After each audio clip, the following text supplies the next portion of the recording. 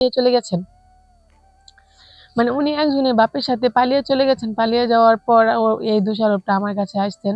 আমার স্বামী প্রায় সময় দূরে থাকেন। আইসা উনি আমার উপরে অত্যাচার করেছেন যে উনি যা কিছু করুক না কেন উনি নাকি আমি কেন উনার খোঁজখবর রাখিনি। আচ্ছা, উনার বোন তো আগে ছোট ছিল, খোঁজখবর রাখতে পারছি। উনার বোন বড় হয়ে গেছে, এখন কি খোঁজখবর রাখার মতো আমার সময় আছে? এখন তো বাড়িতে অনেক বিভিন্ন ধরনের কাজ আছে, কাজকর্ম করতে হয়।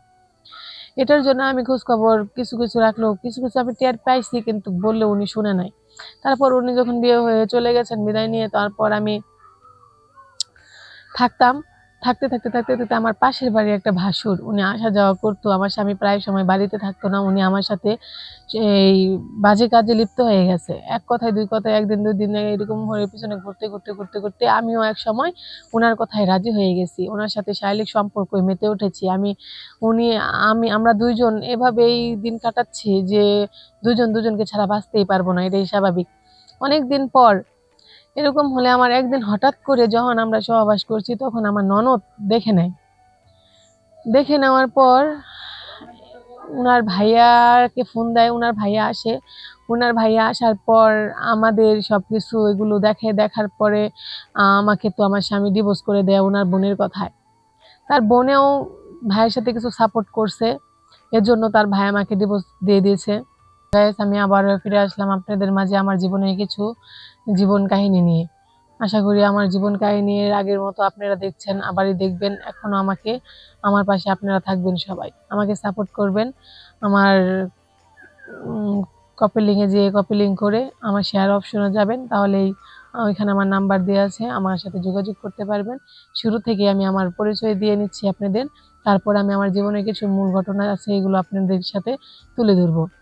এখন এরকম আমার মতো কে কে এরকম ভুলের শিকার হইতে পেরেছেন সেটাও আমাকে কমেন্ট করে জানাবেন। বাট আমার মতো এরকম ভুল কে কে করেছেন এটাও আমাকে বলবেন। আমি যেরকম পরিচিতি পড়েছি এরকম পরিচিতি থেকে আপনারাও পড়েছেন নাকি সেটাও আমি জানতে চাচ্ছি। আচ্ছা, অত কথা না বলে এখন যেহেতু আমি আমার কথাগুলো আপনাদের সাথে তুলে ধরতে চাচ্ছি, আপনাদেরকে শোনাতে চাচ্ছি, আপনাদেরকে বলতে চাচ্ছি, আশা করি এই কথাগুলো আমার বলাটাই উচিত। আমি আমার পরিচয় আগে দেব, তারপর আপনাদেরকে সবকিছু বলবো। ততক্ষণ পর্যন্ত আপনারা আমার সব কথা শোনেন, আমার সাথে থাকেন, আমার পাশেই থাকেন।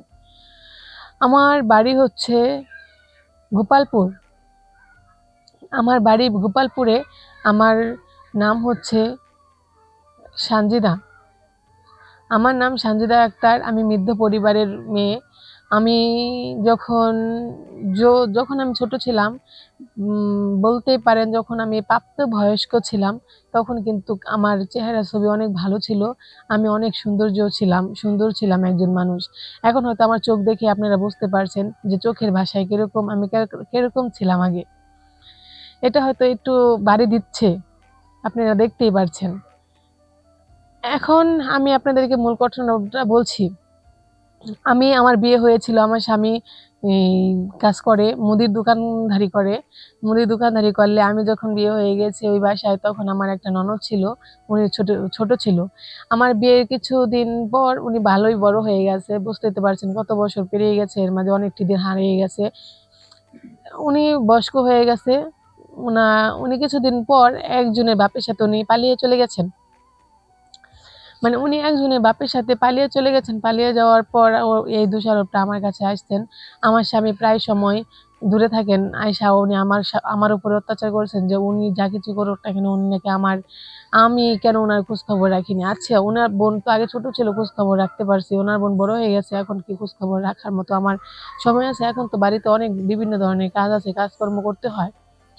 এটার জন্য আমি খোঁজখবর কিছু রাখলেও কিছু আমি টের পাইছি, কিন্তু বললেও উনি শুনে নাই। তারপর উনি যখন বিয়ে হয়ে চলে গেছেন বিদায় নিয়ে, তারপর আমি থাকতাম। থাকতে আমার পাশের বাড়ির একটা ভাসুর, উনি আসা যাওয়া করতো। আমার স্বামী প্রায় সময় বাড়িতে থাকতো না। উনি আমার সাথে এই বাজে কাজে লিপ্ত হয়ে গেছে। এক কথায় দুই কথায়, একদিন দুই দিন এরকম হয়ে পিছনে ঘুরতে আমিও এক সময় উনার কথায় রাজি হয়ে গেছি। ওনার সাথে শারীরিক সম্পর্কে মেতে উঠেছি।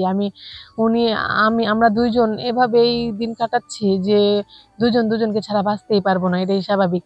অনেকদিন পর এরকম হলে আমার একদিন হঠাৎ করে যখন আমরা সহবাস করছি, তখন আমার ননদ দেখে নেয়। দেখে নেওয়ার পর উনার ভাইয়াকে ফোন দেয়, উনার ভাইয়া আসে।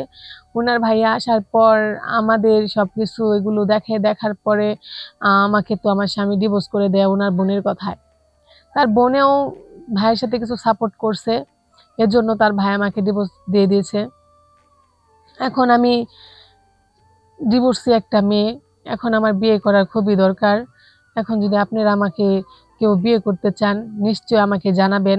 আর আমার মতো ভুলটুকি যে করছেন, আশা করি এরকম ভুল থেকে আপনারা সবাই বিরত থাকবেন। বিশেষ করে মা বোনদেরকে বলছি, ছেলেদেরও দোষ আছে, কারণ ছেলেদের যদি দোষ না থাকতো তাহলে বউ রেখে হেরা অন্য জায়গায় থাকতো না।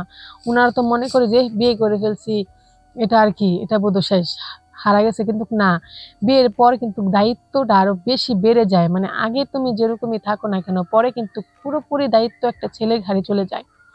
সেটা ছেলেদেরকে বুঝতে হবে। একটা ছেলে মানুষের ভুলের কারণে তার বউ কিন্তু পতিতালয়ে যায়, পরকিয়া করে, তারপর কিন্তু তার বউয়েরই দোষ হয়, কিন্তু ওই ছেলেটার দোষ হয় না। ওই ছেলেটা কখনো হাত দিয়ে দেখে না যে আজকে যদি আমি আমার বউকে ভালোবাসতাম, আমার বউয়ের সাথে থাকতাম, তাহলে তো তার পরকিয়া করার কোনো প্রয়োজনই ছিল না। এটা কিন্তু উনাদের ঘাড়ে কখনো ওনারা দোষটা চেপে নিতে চান না, মেয়েদের উপরে কিন্তু চাপায়, আমাদেরকে ডিভোর্স দিয়ে দেয়। তো যেরকম আমি ডিভোর্সি হয়ে গেছি, আমার কষ্ট একটাই, দোষ উনার ছিল, শাস্তি আমি পাইছি, ভুল আমিও একটু করছি, হয়তো উনার ভুলের পরে আমি একটু ভুল করছি, কিন্তু আমার ভুলটাই উনি চোখে আঙ্গুল দিয়ে দেখায় দিছে, কিন্তু উনার ভুলটা উনি দেখে নাই। এখন আমি আবারই বিয়ে করতে চাচ্ছি। যদি কেউ আমাকে বিয়ে করতে চান নিশ্চয়ই কপিলিংয়ে যাবেন, শেয়ার অপশনে যাবেন, দেখবেন আমার নাম্বার দেওয়া আছে, ওইখানে ইমো নাম্বার দেওয়া আছে, আপনি ইমো নাম্বারে যোগাযোগ করতে পারেন আমার সাথে। আমাকে যদি আপনাদের পছন্দ হয়, যদি বিয়ে করতে চান, এরকম সমস্যা নাই, একজনের বাপ হলেও চলবে, আমি মেনে নেব। কিন্তু ভালো মানসিকতা হতে হবে, যাতে আমি আবার নেক্সট আমি কোনো পরকীয়ায় লিপ্ত না হই। উনি যাতে আমার সাথে সময় দেয়, আমাকে ভালোবাসে, আমি এরকম একটা লুকই চাই। কারণ আমি এরকম একটা লুক চাই দেখেই কিন্তু আপনাদের সামনে আমি আমার জীবনের সবকিছু খুলে বলছি, এবং কি আপনাদের সবকিছু জানিয়ে নিয়েছি। যদি সবকিছু জেনে আপনারা আমাকে ভালোবাসতে চান, তাহলে নিশ্চয়ই আমার এর সাথে যোগাযোগ করবেন। এখন আমি রাখছি, আপনারা সবাই ভালো থাকবেন। আল্লাহ হাফেজ।